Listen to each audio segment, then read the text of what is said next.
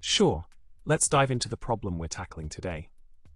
The issue at hand revolves around a piece of code that utilizes a Lambda function to convert arguments into string views.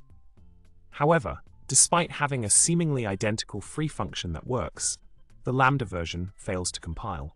We'll explore why this is happening and what changes are needed to rectify the situation. Now let's focus on the solution provided for this problem.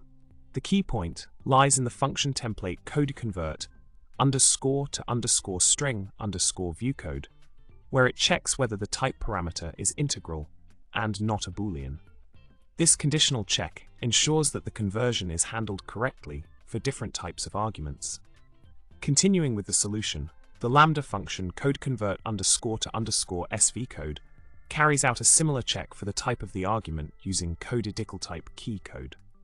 However, the issue arises because coded decal type key code isn't the same as the type it aims to check, leading to compilation errors.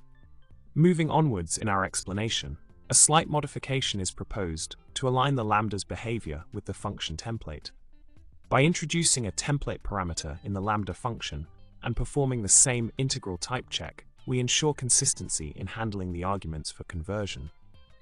To summarize, the problem we encountered stemmed from a discrepancy in the type checking logic between the Lambda function and the free function template.